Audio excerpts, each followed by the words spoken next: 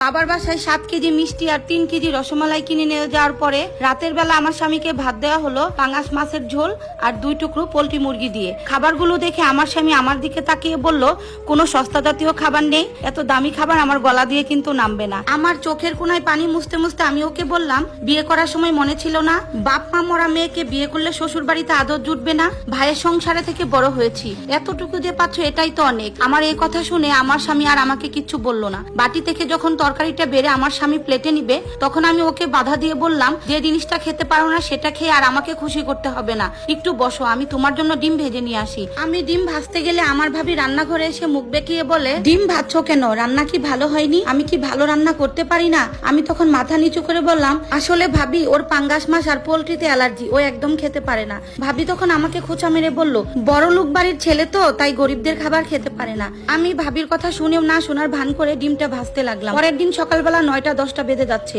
কিন্তু তাও নাস্তার কোনো খবর নেই। এই অবস্থায় আমি আমার ভাবিকে ডাকতে গেলাম, কিন্তু দেখতে পাচ্ছি রুম তো বন্ধ আর ফ্রিজেও তালা দেওয়া। আমার ডাকাডাকিতে ভাইয়া ভাবি রুম থেকে বেরিয়ে আসলো ঠিক 10:30টার সময়। তখন আমার ভাইয়া আমাকে বলল, কিরে ছুটির দিনে এত সকালবেলা ডাকছিস যে? তখন আমি ভাইয়াকে বললাম, ভাইয়া 10:30টা বেজে গেছে, এখনো তোমাদের জামাইকে সকালে নাস্তাটা দেওয়া হয়নি। ডাকছিলাম ফ্রিজের চাবিটা নিতে, নাস্তার জন্য ফ্রিজ থেকে ডিম আর কিছু সবজিগুলো বের করে নিতাম আর কি। ভাইয়ার পিছন থেকে ভাবি তখন বলে উঠলো, আরে বইলো না, ফ্রিজ লক দিয়ে রাখি তোমার ভাইয়ার জন্য, তোমার ভাইয়ার তো ডায়াবেটিক্স, তারপরও ফ্রিজ খুলে শুধু মিষ্টি খাই, তুমি আবার অন্য কিছু মনে করো না।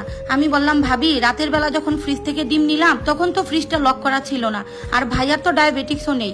আমার এই কথা শুনে তখন ভাই আমতা আমতা করে বলল, তোর ভাবি ঠিকই বলেছে, ইদানিং আমার একটু ডায়াবেটিক্স দেখা দিয়েছে। আমি আর কিছু না বলে রান্নাঘরের দিকে চলে গেলাম। সকালের নাস্তা দিতে দিতে তখন বেজে গেল সকাল 11:30টা। আমার স্বামী তখন নাস্তার টেবিলে বসে আমাকে বলল, কি দরকার ছিল নাস্তা বানানোর, একটু পর না হয় দুপুরের খাবারটা একসাথেই খেয়ে নিতাম। আমার স্বামীর এই কথা শুনে আমি রাগান্বিত চোখে ওকে বললাম, তাড়াতাড়ি খেয়ে নাও। তখন আমার স্বামী কিছু না বলে চুপচাপ নাস্তাটা করে নিল। আমার স্বামী নাস্তা খাওয়া শেষ করে খাটের উপরে উঠে যখন একটু শুতে লাগলো তখন আমি ওকে বললাম, অনেক হয়েছে শ্বশুর বাড়িতে থাকা, তাড়াতাড়ি রেডি হও, বাসায় চলে যাব। আমার স্বামী অবাক হয়ে বলল, গতকাল বিকালেই তো আসলাম আর আজ সকালেই চলে যাব?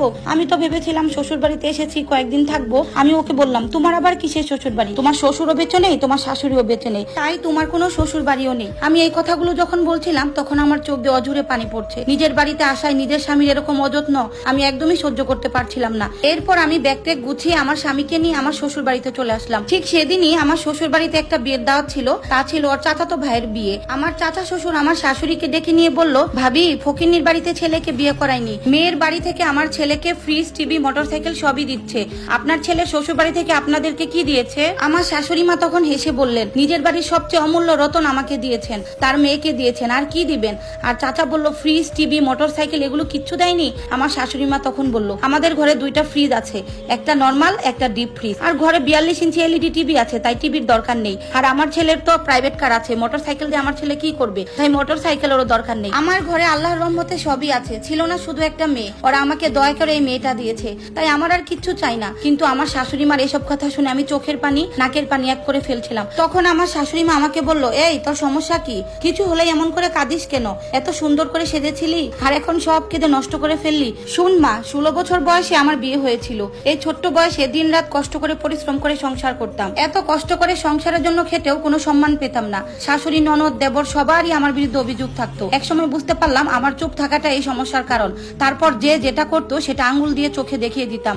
একটা কথা মনে রাখবি, যখনই তোর উপর কোনো অন্যায় হবে তখনই প্রতিবাদ করবি, ঠিক তখনই দেখবি সব সমস্যার সমাধান হয়ে গিয়েছে। আমার শাশুড়ির কথা শুনে আমার কান্না যেন থামছেই না। তারপর আমি আমার শাশুড়িকে জড়িয়ে ধরে অনেকক্ষণ কেঁদেছি। সত্যি এরকম শাশুড়ি পাওয়া অনেকটা ভাগ্যের ব্যাপার। কিছুদিন পরেই আমার ভাইয়া ভাবি বাসায় আসবে। এই কথা শুনে আমি আমার স্বামীর কাছে একটা বাজারের লম্বা লিস্ট ধরিয়ে দিলাম, দেখে দেখে সব কিছু কিন্তু নিয়ে আসবে। তখন আমার স্বামী বাজারের লিস্টটা দেখে আমার শাশুড়িকে বলল, মা আমি তো ভেবেছিলাম 1 কেজি ওজনের একটা পাঙ্গাস মাছ আর 1.5 কেজি ওজনের একটা পোল্ট্রি মুরগি নিয়ে আসবো, কিন্তু তোমার বৌমা যে বাজারের লিস্ট করে দিল এতে তো দেখা যাচ্ছে পুরো বাজারটাই মাথায় করে নিয়ে আসতে হবে। তখন আমার শাশুড়ি হেসে বলল, সব সময় বউয়ের পিছে লাগিস কেন, যা তাড়াতাড়ি গিয়ে বাজারগুলা নিয়ে আয়। আমার ভাইয়া ভাবি যেদিন বাসায় আসলো সেদিন আমি 3 পদের মাংস আর 4 পদের মাছ রান্না করেছিলাম। খাওয়া দাওয়া শেষ করে যখন আমরা ড্রয়িং রুমে সবাই বসেছিলাম তখন আমার ভাইয়া আমাকে বলল, আসলে আসছিলাম অন্য একটা দরকারে, তোর স্বামীর তো আল্লাহর রহমতে অনেক কিছুই আছে, আসলে আমার দিনগুলো ভালো যাচ্ছে না। আমি চাচ্ছিলাম বাবা মা বেঁচে থাকতে যে জমিটা তোর নামে লিখে দিয়ে গিয়েছিল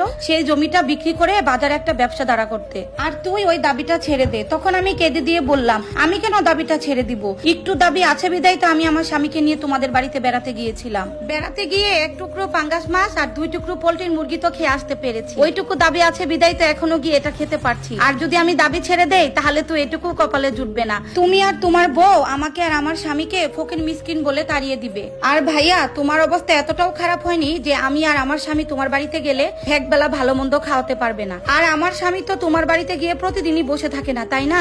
তখন আমি আমার আবার ভাবির দিকে তাকিয়ে বললাম, আচ্ছা ভাবি, আমার ভাইয়া যখন তোমার বাবার বাড়িতে যায় তখন কি তুমি তোমার জামাইয়ের নাস্তা সকাল 8টা সকাল 12টার দিকে দাও? আর ভাবি, আমি এতটাও ছোট লোক হয়নি যে আমি তোমাদের ফ্রিজ থেকে কোনো খাবার বের করে আমি আমার স্বামীকে খাওয়াবো। আর ভাইয়া শুনে রাখো, আমি আমার ভাগ কিন্তু ছাড়বো না। যখন সময় হবে আমি আমার ভাগটা ঠিকই বুঝে নিব আর সেটা আদায়ও করে নিব। আমার এই কথাটা শুনে ভাইয়া ভাবি আর না দাঁড়িয়ে বাসা থেকে চলে গেল। আর এই সম্পূর্ণ স্টোরিটা এক আপুর লাইফ থেকে নেওয়া।